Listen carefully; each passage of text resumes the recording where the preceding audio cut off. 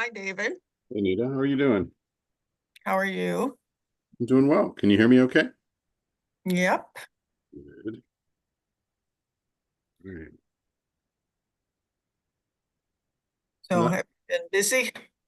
I've been really busy. Yeah, we had an open house down at our office, Cohatch, yesterday. Oh, where Just are you now? Where are you now? so Cohatch is in Ohio City. So Oh, okay. right. And it's nice. It's a shared space that we can Hmm. us in, and then there's various rooms, different sizes. They even have a Is pod. it near City Market? It is near Is it near? it is like 28th and Euclid. It is Okay. 28th and Euclid. So you go down Fulton to it. That's where I'm. Okay. Yeah, and it's near a whole bunch of things. There's a bunch of restaurants in that area. The only Mhm. problem is it's getting even more popular. So they just put a restaurant in attached to the building. So it's It's going to convenient. eat up the parking. But other than that, it's really nice. What's happening with the space that you vacated? Do you know? Well, they are still renting out space in the Midtown Tech Hive, but mostly Digital C because they got a huge amount of money, huge influx of money. They have expanded their territory within that building. I So see. so we were among the very few that still had offices that weren't Hmm. part of Digital C. Um, And then the Cleveland Foundation is opening their building pretty soon, the one across the street from the Cleveland Foundation. Hmm. So they are doing work, and that's going to have a bunch of other nonprofits and businesses and things in it. So that area is actually getting really busy, very trendy. So Well, that's good. yeah, but I like the Digital C space in that I can just go in there and work, and then I have a choice of do I want to work in the open space? There's a little coffee shop. It's like you can work however you feel most comfortable. I have yet to try out their podcast room, which is it's covered with sound baffles and it has like this dark, it looks like a radio station. So I'm not Well, quite it's I not totally different. no, I guess not, but that wouldn't have two cats trying to get my attention the whole time. So that is the trouble. My cats, when I start talking, they think that I'm talking to them. So, but hopefully we'll be okay today. Good. Good. You Well, know how many that's people? I didn't look.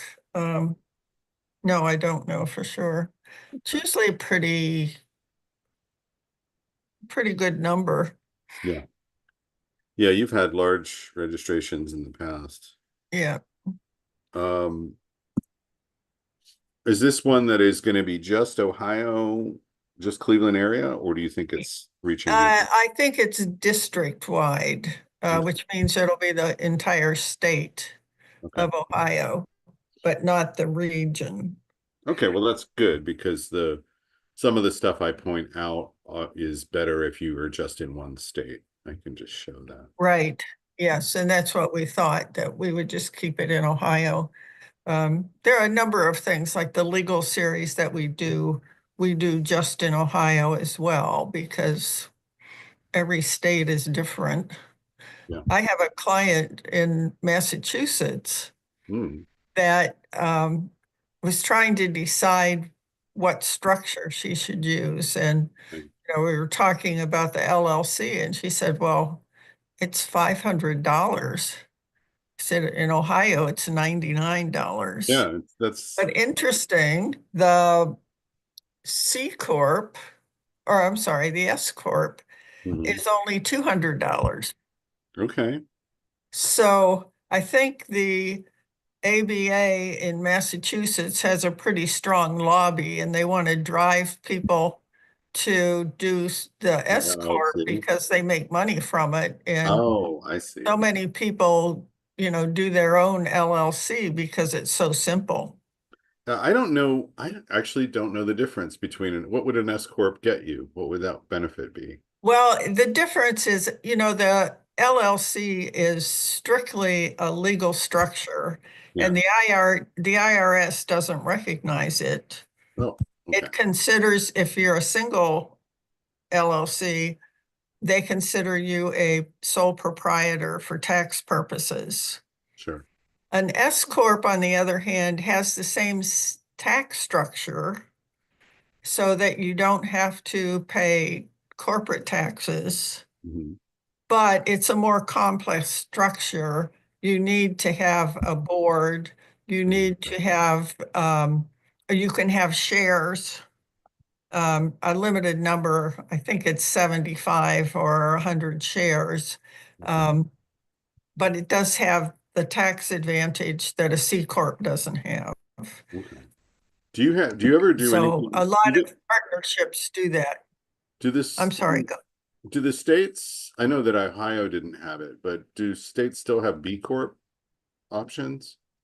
That Uh, n- Not that I'm aware of.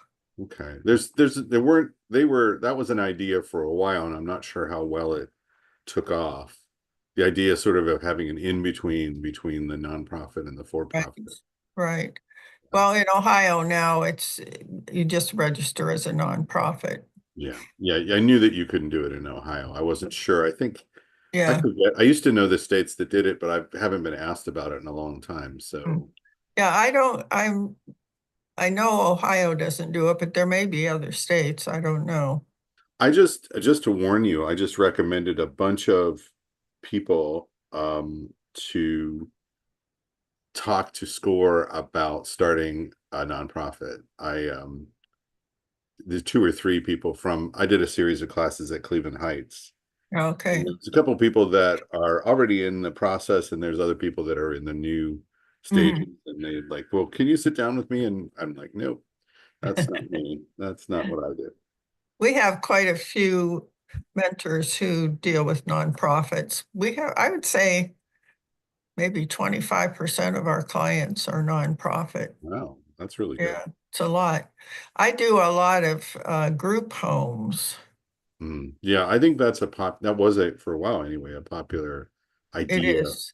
for Yeah, people. And actually been working with a couple of them trying to get funding. I mean, it's really hard it to do it is. early on. And I almost want to say, you think you want to do that, but do you really want to do that? I mean, it's a lot of work. Yeah. Well, Um, and sometimes it's easier to start as a for-profit yeah, for a group home. yeah, And there is funding for the mental health and addiction services. There is some funding through that. And actually, if they include homeless people, yeah, there's some federal funding available. yeah. That's good Um, because the two people that I talked to are both serving homeless. oh, well, Um, that's good. So there are some federal funds, but people think if they start a home for veterans that it will be funded by the VA, but that really isn't true. Um, the VA gives vouchers to certain vets who are either disabled or have some other issue, but by and large, they are self-pay unless they qualify for Section 8. You see, there is never an easy way to start a business that I can think of that has guaranteed money, like all the money that you need. And people get into it because they hear that there's this money available, and then they get discouraged oftentimes. Yeah, sure. Well, and yeah, I know we had our chapter meeting this morning and we were talking with Ray Graves from the SBA about that issue. And Huntington Bank is what I would call a user-friendly um, small business lender. And still, it's really almost impossible for a new business to get a loan unless they have collateral or they've had business experience and they can show that they were successful. Yeah. Yeah, the best, and unfortunately, the best people that start nonprofits, the ones that I think are going to be successful, are the ones that either have done it before or have so many connections that they could do anything, and Right. they could start anything and it would work. Yeah. Too And many people start with a board made up of their friends and family, you know, and then they're basically on their own. And mhm. I just tell them, look, you've got to get people who can contribute something if you want to grow your business. You know, get an accountant, get an attorney, get an administrative person, get a marketer. You know, you have to have support. You can't do it all yourself. Well, it looks like it's noon, or close to noon here. It All right. is. I'm going to start the webinar Okay, and we'll wait. I assume another. and we'll get going.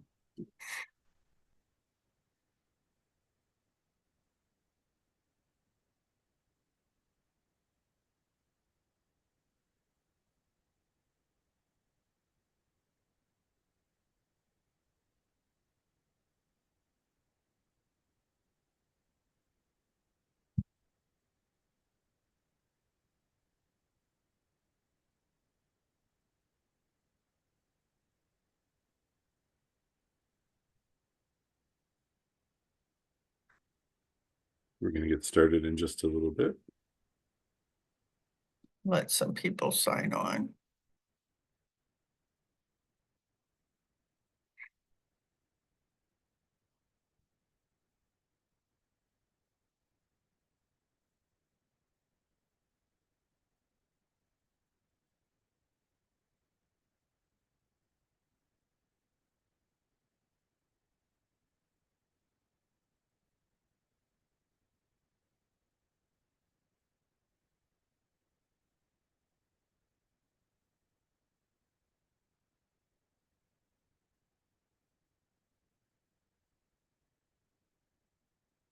Okay, it's just noon, so we'll wait a couple minutes.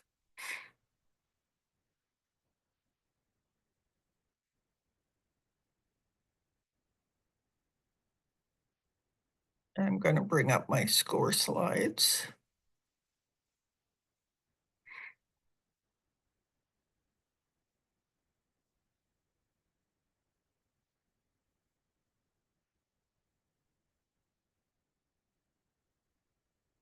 Can you see those okay? Yep, looks good. Okay.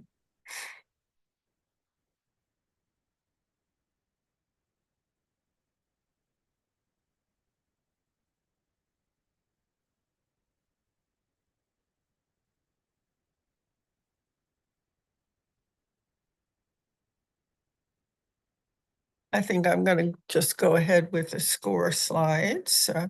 Good afternoon to those of you who are just joining us. We're going to go ahead and get started. So let me first tell you a little bit about SCORE.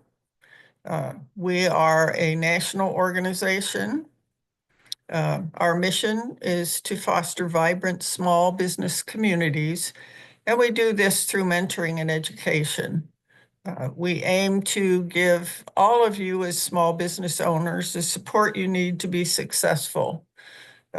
Small businesses drive our national economy and certainly our local economy through new business formation, job creation, wealth building, and they're certainly critical to development of vibrant communities. And that's well noticed if you have recognized the amount of small businesses that have sprung up in downtown Cleveland in the last couple of years.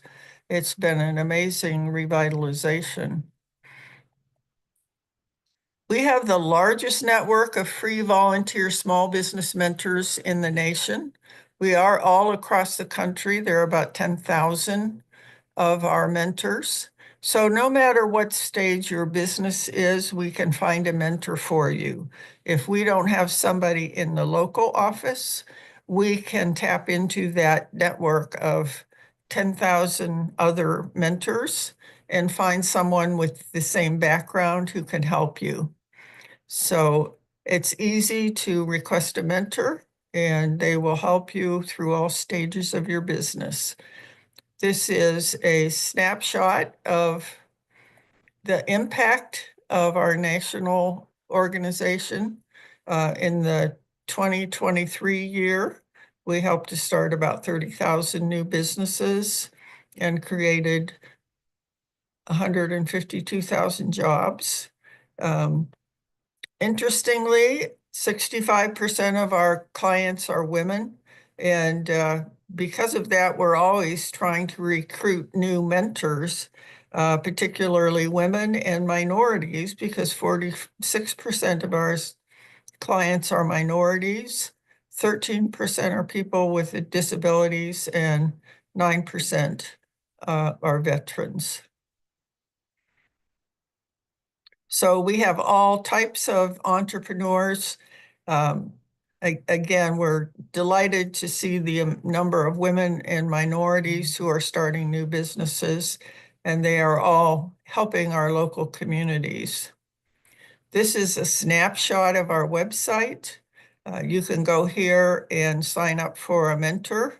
You can actually look through the profiles of our local mentors and choose the one that you feel has the appropriate background to help you. You can look at our workshops. There's a list of upcoming workshops that are live and also recorded webinars. There are about 100 there on our website. Lots of other resources such as templates, articles, blogs, etc. So there are lots of good information on our website. If you have time, please go and take a look at it. Our services are free.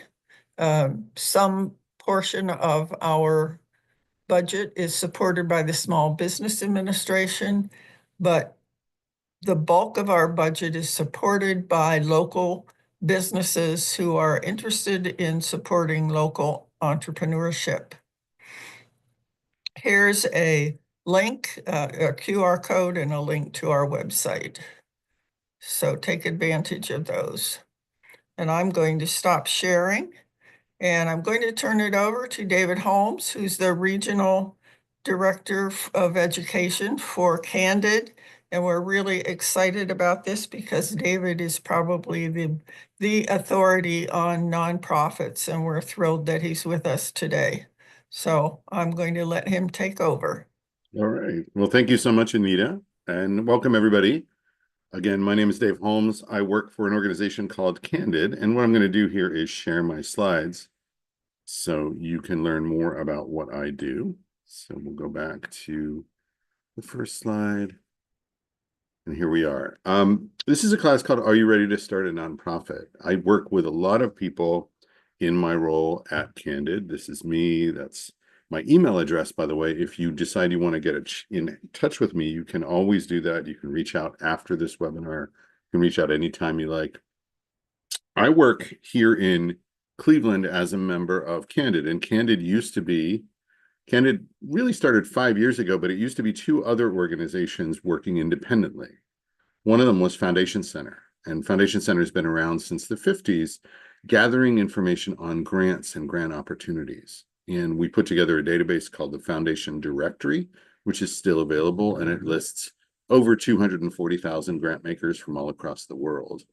And we help people write grants. We teach people that process. We teach people how to do fundraising, how to put budgets together, that sort of stuff.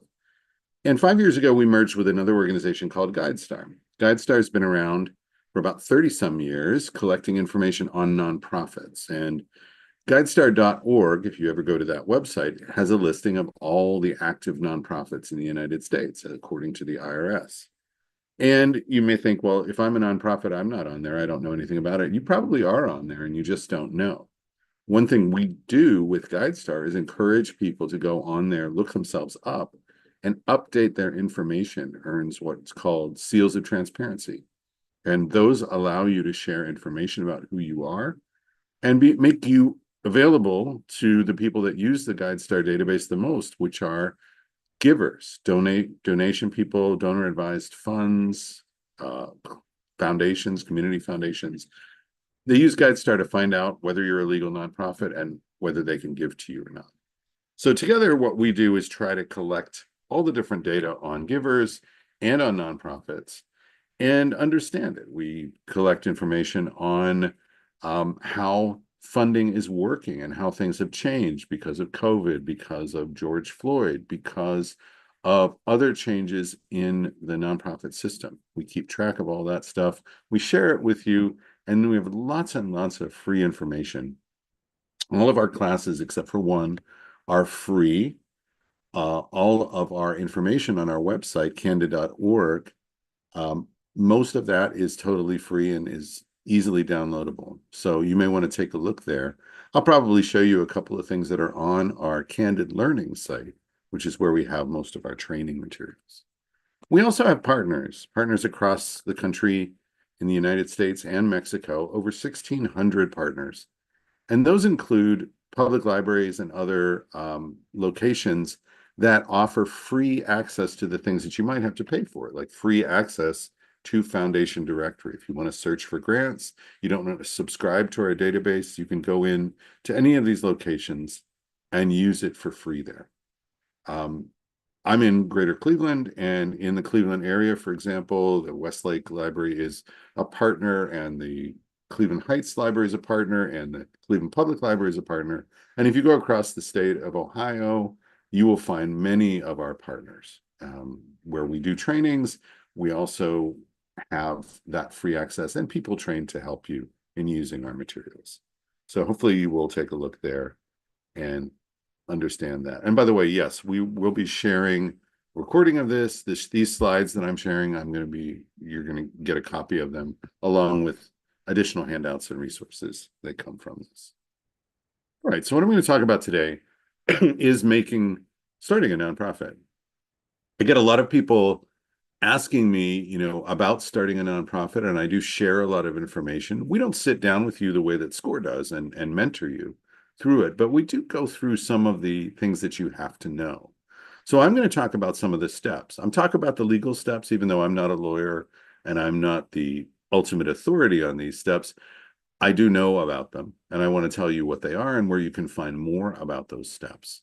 But I'm also going to talk to you about some of the things that you don't think about that are not just the legal requirements, but are the other things you need to do if you're going to start a nonprofit, the other things you need to think about when you are starting a nonprofit.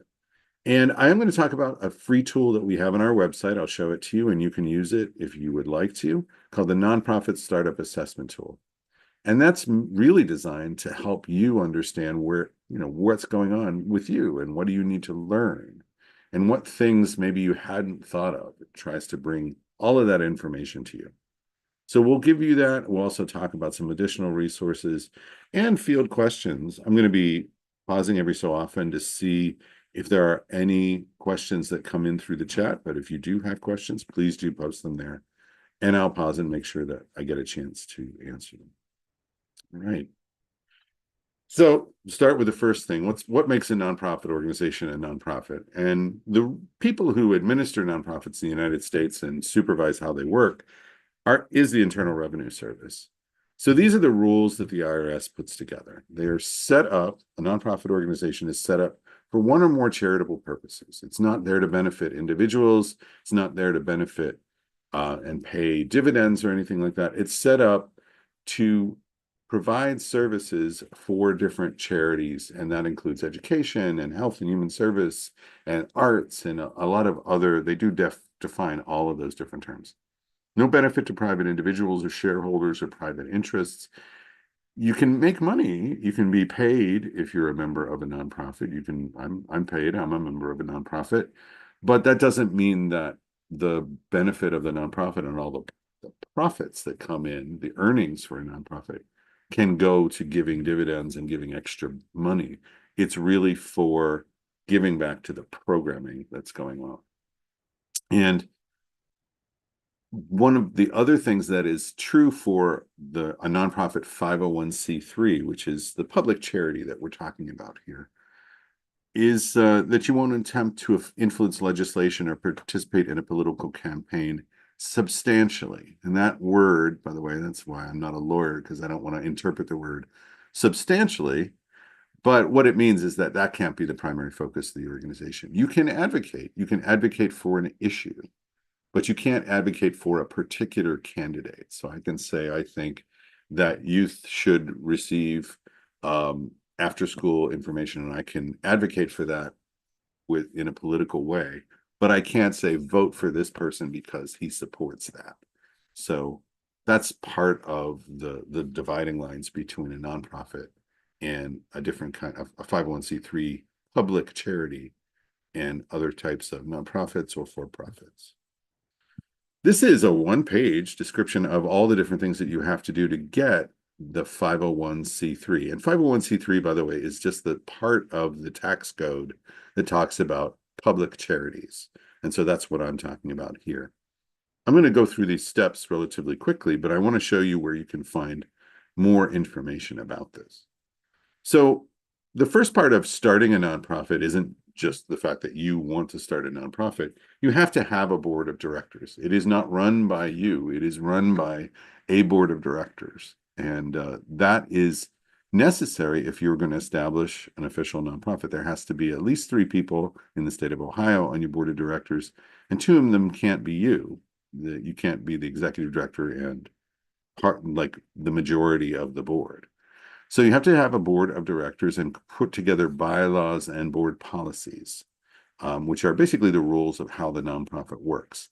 Those things are necessary if you want to incorporate in the state of Ohio as a nonprofit organization. The steps are that in order to become a national nonprofit, and that's the 501c3, a federal nonprofit, you have to first incorporate in the state. And the Secretary of State's office publishes a book on how to become a nonprofit organization in the state of Ohio. And it costs, I think, and we were just talking about this, it costs $99 to incorporate in the state of Ohio. You get an employer identification number from the IRS once you are able to incorporate in this state. And then you file for federal tax exemption. And there's a form called the Form 1023, and it's available in different lengths and different sizes, depending on how many assets your organization is going to have and how big it's going to be. But that costs money as well. You file it with the IRS, and it takes a while, sometimes as much as 18 months, to go through the different processes of becoming a official legal nonprofit organization. Now, I could go through each of those different steps, but what I want to do is stop here and share a website that I think you should look at. And you may find this strange, and I'm going to recommend the IRS's website, because the IRS's website, I think, is pretty famous for being a little bit difficult to navigate. It is challenging sometimes if you go to irs.gov, which is the IRS website, and try to find what you're looking for. It can be a little bit dizzying, but I'm going to show you a little shortcut to find out information about starting a nonprofit in particular. So here is irs.gov. This is the main page. Up here in the top right is a little link that says charities and nonprofits, and I'm going to go to that link. And it gives you, it's still a little confusing because it has a lot of different choices. It gives you the latest news and all that kind of stuff. But what I'm looking for is this, the life cycle of an exempt organization. It's there on the left-hand column. And if I choose that, it's going to take me through how to start a nonprofit, creating a nonprofit under state law, how to apply for exemption, and that's the IRS forms that you need to do, and then also what you need to file afterwards. Because if you start a nonprofit, there are annual reporting requirements to the IRS, and in some cases to places where you're fundraising and other ongoing compliance elements. So you want to know about all of these different things. This is a one-step place to find all of that. Even so, on this page, it's the life cycle exempt organization, but what I want to show you is the public charities part. is down a little bit further here. This takes you through all the different elements. And remember, I was talking about creating bylaws and creating your organizational documents. It has samples there for you to download. It has information on bylaws and talks about the different state law requirements. It talks about how to get an EIN and has an application form there. It talks about charitable solicitation, which is something you have to register for in different states. And some states require different kinds of reporting. And then finally, it goes into the step-by-step of applying to the IRS.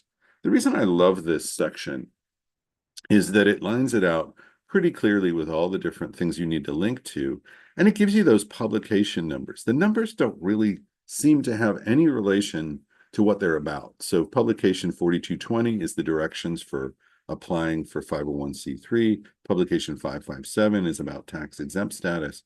And there's other numbers in here that they don't follow, they don't really come in any order, so it can be very confusing.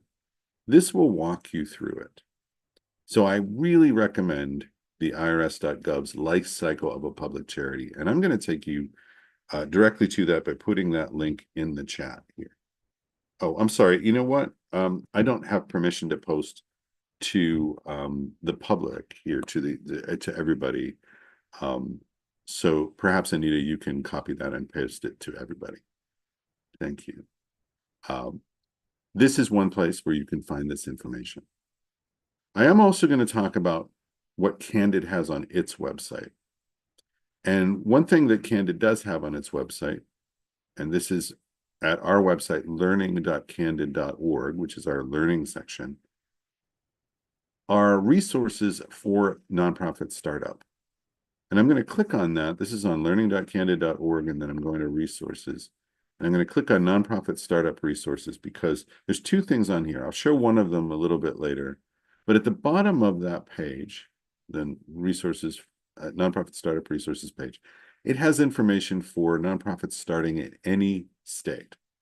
And that includes Ohio. So if you go to Ohio, it has technical assistance providers and legal resources and nonprofit association information and state agencies that will help. And then startup guides, a nice overview of how to start up a nonprofit in the United States, in every state, including Ohio. So this is all incredibly important stuff. And I'm going to go back to sharing the slides now.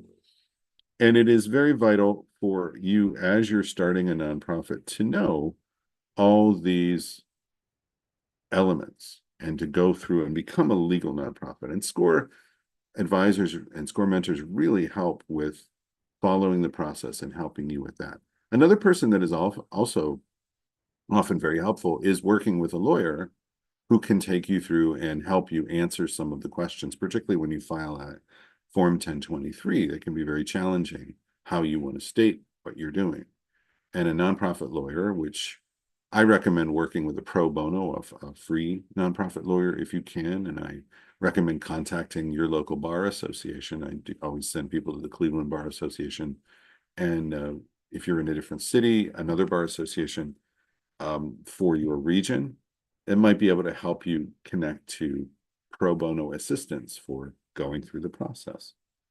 But once you get that legal status or get in the path for getting the legal status, there are still many things you have to consider when you are starting a nonprofit. And I want to go through a few of these because I think it's important to know that it isn't just you create a legal nonprofit and then you just wait for the money to roll in.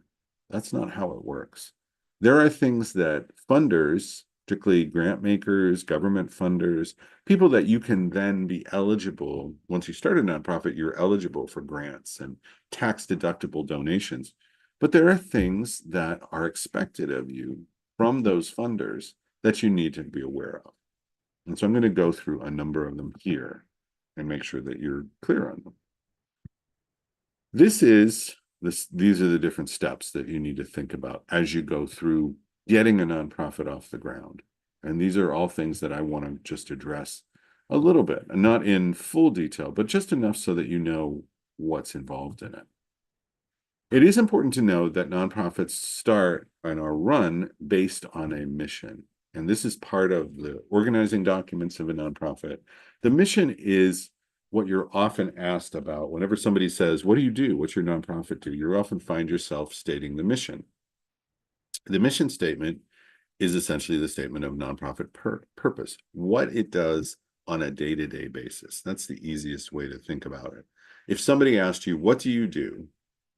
you would use your mission to describe the kind of things you do. We provide after school education to children in the greater Cleveland area. We provide food service to North Ridgeville, Ohio by providing after school lunches and a food bank and X. You would describe the things that you do. Behind the mission, and that mission sometimes takes a long time for a nonprofit to put together and for the people that are starting the nonprofit to come up with. But behind that mission is usually a vision. And a vision would be not what you do day to day, but what would the world look like if you were successful in completing your mission, if you were able to do it? A world where no child goes hungry, a world where every adult, every senior has enough food and enough money for retirement. The vision isn't something that is a practical thing, but it puts voice to the essential thing behind both the mission and vision, and that's your values. The values of what you do, like we believe that every child should learn to read by age 8. We believe every adult should have access to health care. These are values that really drive the mission and vision of a nonprofit. And implied in the mission and vision are those values, the things that you hold in common, the things that you want your board members to think, the things that you want everybody who works for your organization to consider. There are also the things, the values, are the things that funders connect to. Because I teach another class on finding grants, and I talk about the different types of grant makers, for example, private foundations and corporations and charities that give money away. They all build their giving around a set of values, things that they care most about. And when you look for funding, you're not just looking for, oh, well, what's the biggest foundation around here? Oh, the Gates Foundation is the biggest foundation I know about. Let's ask them for money. Because every foundation, every one of these givers has a priority area, a region that they like to fund in, and priority values, subjects that they like to support, people that they like to support. So you're looking, by creating a clear nonprofit, you're looking to set yourself up to connect with funders that are out there, individuals and foundations and government sources and other sources of funding that will give you money because of the values that you are upholding through your mission and through your vision. It's good practice, and I'm not going to ask you to do it for this webinar because we just have an hour here, but it's good practice if you are just in the early stages of starting your nonprofit to think, what are these three things? What are the mission of your organization? What is your vision? And what do you value? Because you want to assemble a team that is going to embody this. And you have to have a clear idea of what it is. And maybe the group of people that you're working with to start your nonprofit, you've never really articulated it before. It is important to try and make sure you get the word out about it and talk about what is necessary. So once you have an idea for a nonprofit, a clear mission, a clear vision of what you want to do, the values that you stand for, it's important to also know, what world am I working in? Meaning, what is my environment like? If I'm starting a nonprofit in Cincinnati, who else is doing similar things in Cincinnati? Is anybody doing something similar in Cincinnati, for example? The questions you want to ask yourself is anybody else doing the exact work that we're doing? Because if you're going to start a nonprofit that duplicates the services of somebody else, a funder who knows that other organization is going to come to you and say, well, why should we support you when we already support them? And it may be something where you don't know all of what's going on in your region. Certainly when I moved here, I didn't know all the different nonprofits and all the different things that they did. So I want to know, first of all, who else is doing work like mine and what makes us different from them. That's what an environmental scan really tells you is where do you fit? What is your niche in this particular group? Maybe there's a successful business model out there that you're following and you want to say, okay, well, they do this in Cincinnati, they do this in Columbus. I want to do this in Cleveland. So you're following a business model and not innovating, but duplicating in a way that isn't completely duplicative in the region you're in. Or you have something that's really new that you know doesn't exist in your city and doesn't happen, and it needs to happen. But you need to know that ahead of time because I'll rest assured if you go to a big foundation and ask them for money, they are going to know what's already going on in your town. And if you say, well, I'm a brand new nonprofit, they're going to say, well, do you know what this organization does? How are you different from them? And if you don't know that, that may jeopardize your continued existence because people tend to gravitate toward things that have already been established unless they see a reason not to, unless they see a reason why what you do is necessary. So an environmental scan is part of putting together the nonprofit, getting it started, understanding who else is out there. Also part of the very early stages of this is assembling a team. I have had people that have come to me and said, well, I just need to get a few grants so I can hire a bunch of people to do this work.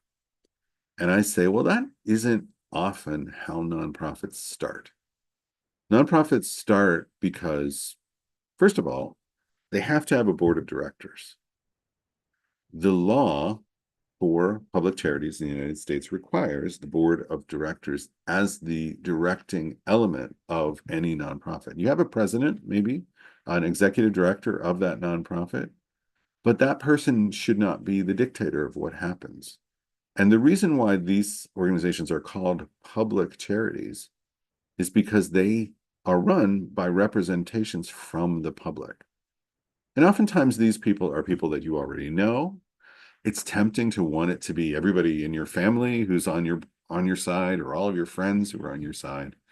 But when you begin a nonprofit, you're really trying to assemble a board that is capable of doing the work that you're going to do because oftentimes you don't have a lot of money when you first start. And even fundraising is difficult when you're a new organization. And you may find yourself relying on those people to, number one, donate to the organization. Number two, donate their time to the organization in a particular way, in that they often will oversee it and make sure and keep it going in the early stages. Ideally, you want to go from board members to building a staff and hiring people, but the board is who puts together the organizational documents for the nonprofit, how you're going to hire, who you're going to hire, that kind of stuff is the bylaws and how you run your organization. That's coming out of the board. We're not the national expert on boards at Candid, but there is a national expert on boards for nonprofits, and it's called Board Source.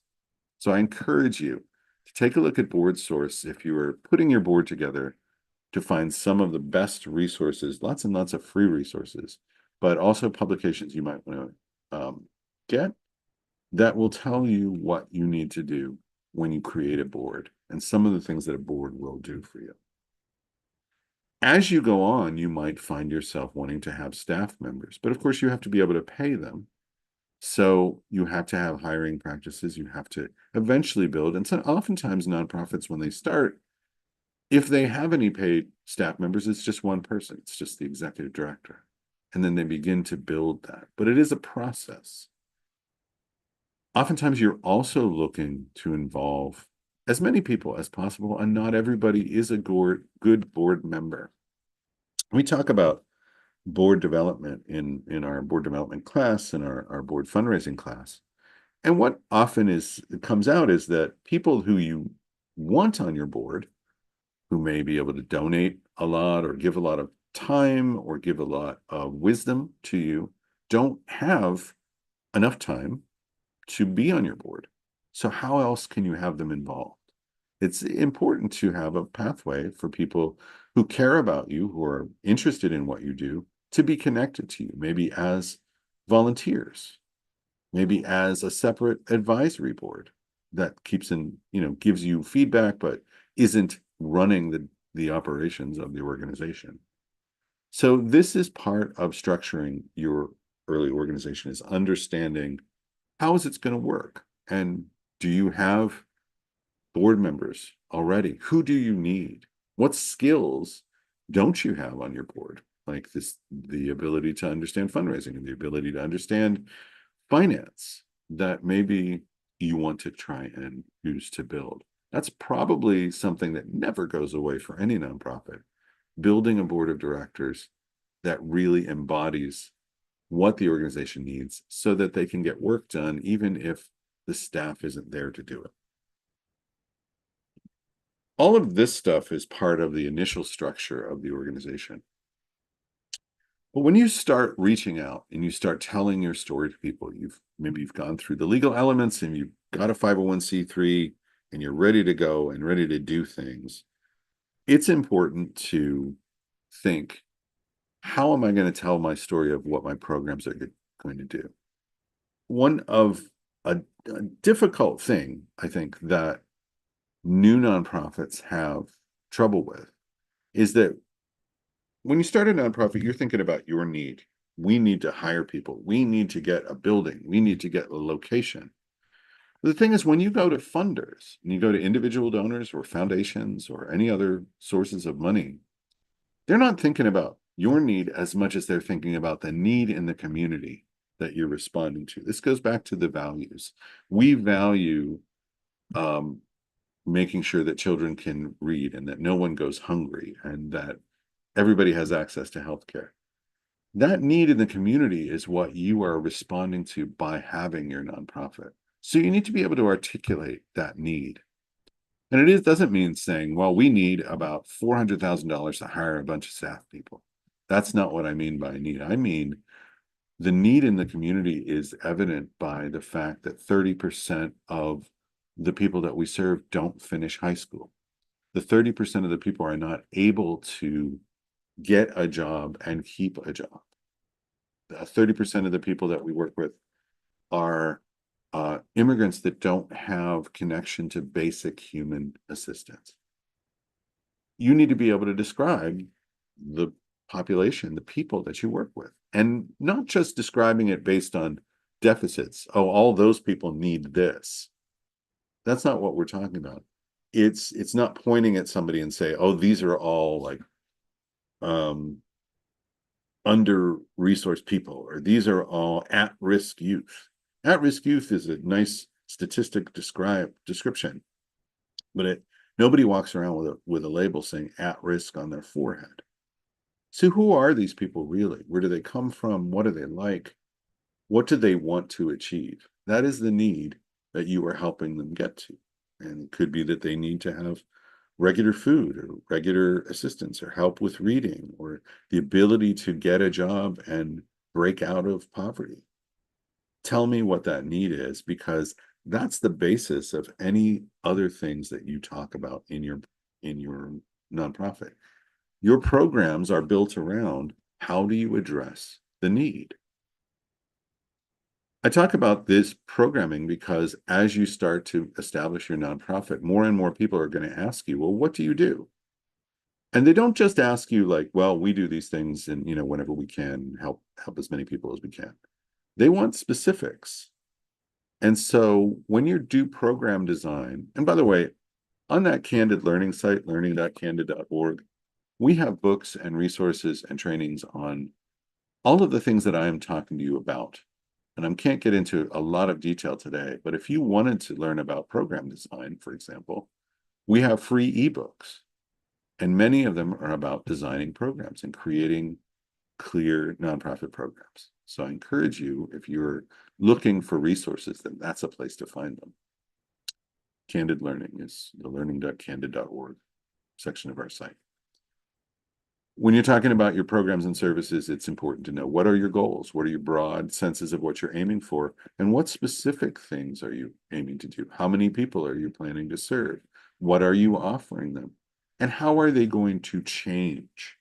Not just that they're going to get 12 classes and they come to the 12 classes and you can say, well, we served 200 people in 12 classes.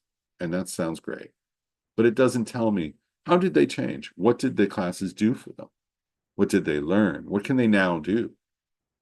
If you provided 100,000 hot meals, that's fantastic. What now is the result of that? Are the people in the community more nutritionally satisfied? Are they able to function better? Are they able to pay more attention in school? Tell me about not just what your plan is, but the specific things that you're going to measure to show that you're successful at doing what you're going to do. That's what a program is. And the program addressing the need is really the root of any fundraising that you do. Anyone that wants to donate to you is going to ask, oh, who are you helping and what are you doing for them? And how do you know that? All of those three things are so important when you're making sure that your nonprofit can function. The nonprofit function comes with bringing in the money to pay for all the different things you want to do. The board might volunteer and you might spend a lot of your own money and get a lot of things done early on. But what you're trying to do is build a self-sustaining organization. So you have to come up with ideas about what the budget is going to be. Your proposed budget is the first budget that you're going to do, where you don't know exactly what you're liable to have happen, and you don't necessarily know how much everything costs, but you have an idea. And when you put that budget together, part of that is thinking about not just what you're going to spend the money on and what things are going to cost, but also where are you planning to get the money to cover that? I tell people a lot of bad news early on when I do this, and this is not meant to overload you with bad news, but people that are thinking that they're going to start a nonprofit and the first thing they're going to do is get a grant that covers all the expenses, that's not how it works. Private foundations do not give you all of the money that you need. And I mean, they're legally not able to give you past a certain amount of your budget. They can't be the only source of funding for you. You have to be publicly supported. That's another thing that makes you a public charity. So you have to think about all the different places you could get your funding. And that is including individuals, that's including like your board of directors, but also people that are closely connected to you, maybe corporations, maybe foundations, but again, it's not usually the first source. Maybe you're going to do fundraising events or other ways, crowdfunding, gathering together and raising money by sharing information about what you're doing to get individuals to sign on and help you. Maybe you use social media to fundraise. Maybe you're going to try and connect to a government source of funding. Again, this is not a first day, I'm going to do that. It does happen over time once you get established.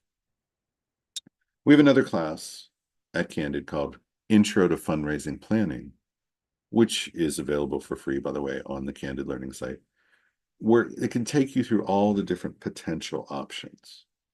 Introduction to Fundraising Planning, again, is a free class. It's available as a recorded webinar. It's also offered live regularly through the Candid Learning site. All of that planning and all of that planning for how your budget is going to work, even before you get into doing fundraising, you have to have a way of keeping track of all the money too. And you have to have procedures and infrastructure in place if you start to get grants. You don't just take a grant and say, oh, big grant, I can spend it however I want. There has to be some tracking because most foundations, if they give you a grant, expect you to report back on exactly how that money was spent, exactly how. So it is not about putting it all in a pile and using it for whatever you want. It's about sometimes it comes with restrictions. Government funding very often comes with restrictions. Other sources like individual gifts, donations might be a little bit easier to use for general support. But oftentimes foundations in particular are about supporting programs rather than supporting everything. How are you going to make sure you can report back to them and say that the money was spent the way that you said? because you want to stay connected to them. We have a whole other set of classes, by the way, on different types of fundraising, including proposal writing and grant writing. SCORE also runs a lot of wonderful workshops related to this. So hopefully you will be able to connect up with them. But I want to move on to talking about some of the other things you absolutely have to think about. You have to think about spreading the word about what you do.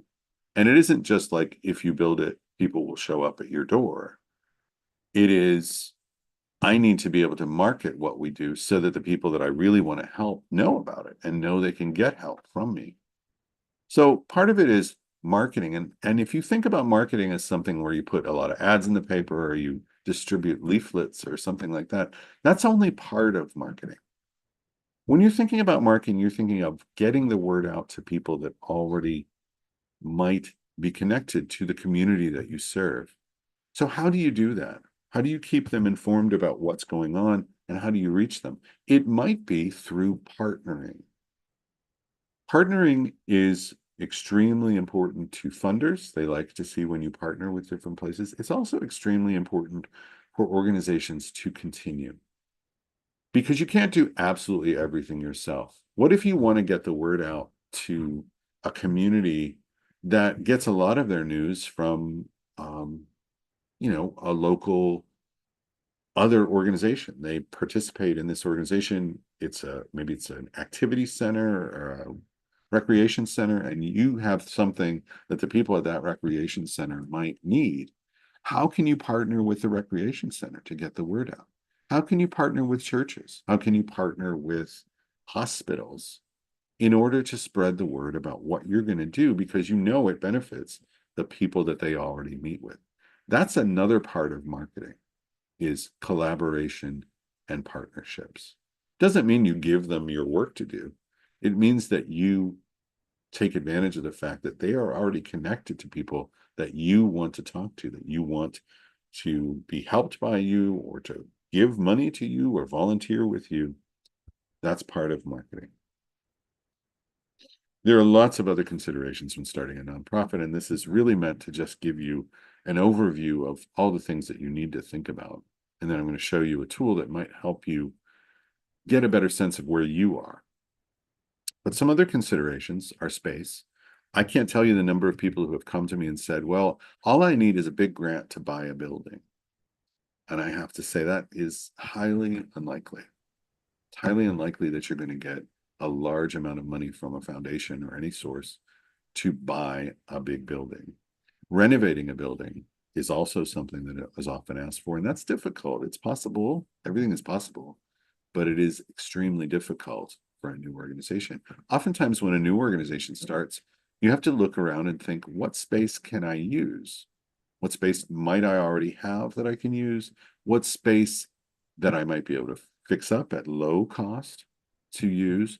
Or what space can I share? Can I partner with a place and use their unused space or their basement to do my work? Is there equipment that you need? Is that something else that you might be able to share with other people in the same business? Or do you have to buy this or get it donated before you start going? Certain nonprofits have to really worry about insurance. If you're working with small children or you're working and need to do a lot of transportation as part of what you do, you need insurance, special types of insurance. The Ohio Association of Nonprofit Organizations, or OWANO, often has buying plans for different insurance, and you can find out more about that by contacting them. But you may need to get insurance before you can really carry out your work safely. Do you need any expertise in human resources? If you're starting to hire people, you need a policy manual. You need some sort of personnel guide because you don't want to start things out and you do it all kind of like iffy and non-structured. And then you find out people get angry or people sue you or something happens that you can't control. So you need some sort of control of that. And you need to know about that reporting. Back when I was talking about the IRS, I was talking about annual reporting. A 990 is something that is required to be filed with the IRS every year by a nonprofit in order for that nonprofit to stay in existence. Now, that doesn't mean that you have to file a really long form. Sometimes it's a very short form that you have to file, but you have to file it. And if you don't file it or you don't pay attention to the regular reports that you need to file, you can be stricken from the rolls of nonprofits and have to start over. So you definitely want to pay attention to that reporting. That includes registering as a fundraiser in different states. If you're going to fundraise in a different state, oftentimes you have to register with that state as a fundraiser. Maybe there's other annual reporting. Certainly, if you get grants, you have to report back on them too. So I told you a lot of things that might make you less eager to be a nonprofit if you haven't already gone that route. There are alternatives to starting a nonprofit organization, and we recommend all of these as ways to get comfortable with how nonprofits work too. So you can volunteer with a nonprofit or find employment with a local organization, serve on a nonprofit board. This is an alternative to starting your own nonprofit. You may find satisfaction and the ability to do what you want to do through those ways. The last one on this list, fiscal sponsorship, means that you don't start a nonprofit, you don't go through the legal status of incorporating, but you partner with another organization for a particular nonprofit project. And that organization sponsors you fiscally. That means they have the 501c3 that you need, and they provide financial information. And in return, you're doing the work as a partner of theirs. That's fiscal sponsorship. And it's not a one-step thing. Fiscal sponsorship is an agreement, and it should be a legal agreement that's drawn up between what you are doing as an independent or small group of people and the nonprofit that is in existence. And yes, we do have on Candid Learning, the learning.candid.org site, information on fiscal sponsorship as well. What are the advantages of going through the whole process and starting the nonprofit? Well, you are a tax-exempt organization, so if somebody donates to you, particularly foundations, they're able to donate to you. They're legally not able to give to organizations that are doing things for profit. So you're able to get grants. You're able to get donations, and people who give a lot of money can take tax deductions for them. And you have a formal structure. When you have a board of directors, that is sometimes what an executive director doesn't want, but it limits the liability of your organization. So the structure is based on a nonprofit and a board, and the board is responsible for keeping the organization going. And if the nonprofit runs out of money and goes bankrupt, doesn't mean that each person on the board goes bankrupt. It means that it's just the organization itself that runs into trouble. There's a structure that is legally set up to protect the people that are part of it. Disadvantages, it costs money to get started as a nonprofit. Nobody is going to give you a grant to register with the IRS. Those grants don't exist. There is paperwork, lots of paperwork to sign up, to register, to keep compliant with the government. There's shared control. The board is in charge. The board can fire you as an executive director if, remember I said that the board has 3 people. If 2 of those people decide you're not the best executive director, they can side against you and move you out of the organization. Doesn't happen very often, but it's possible. And remember those 990 forms that I mentioned there that you file with the IRS. These are all public documents. So if you publish, you send your 990 to the IRS, anyone can look at that, and they can see exactly how much money you paid everybody, exactly how much money you spent on your programs. And they do, oftentimes in the holiday season, there's always somebody who's looking at 990 reports and saying, did you know that for every dollar you give to this organization, they use 50 cents of it to fundraise? And get that information because it's public. So what do? Well, this is a tool that I want to show you, and it's again at learning.candid.org. I'm going to take you there right now, show you what it looks like. This is a tool called the Nonprofit Startup Assessment Tool, and it is here on Candid Learning. So this is the main Candid Learning site. It's in the resources, and it's in the Nonprofit Startup Resources. The nonprofit startup assessment tool is, and I've filled this out before. I'm just going to log in. It has 68 questions, and it asks you questions about all these different elements about getting started as a nonprofit. By the way, this is a free thing. You just need to register on the site so you can download the results. It has information about getting started. It has information about what your inspiration is, your financial capital, human capital, social capital, knowledge of program development, of boards, and market analysis. All of these different elements of running a nonprofit it asks you about. And then it takes a look and says, where are you in being ready? And it ranks you on different elements. If you answer most of the questions correct, it gives you a green. If it answers some of the questions wrong, it might give you a yellow. And if you get a red, that means you need to learn specific things. And it tells you, based on your answer, what is some insight and what is a good tool that you can use to help develop more the kind of things you need to know. This is free. You can download this information. You can take it several times and you can learn from it. It points to a lot of the resources that are listed here. It points to resources outside of Candid as well, of course. But it also points to resources listed here in our ebooks. I mentioned you can borrow ebooks from Candid for free. Ebooks and audiobooks are freely available through Candid about fundraising, about grants, about managing your nonprofits, putting together your programs, AI for Good. This is one of the newest ones we have. All of these are available for you to check out from Candid.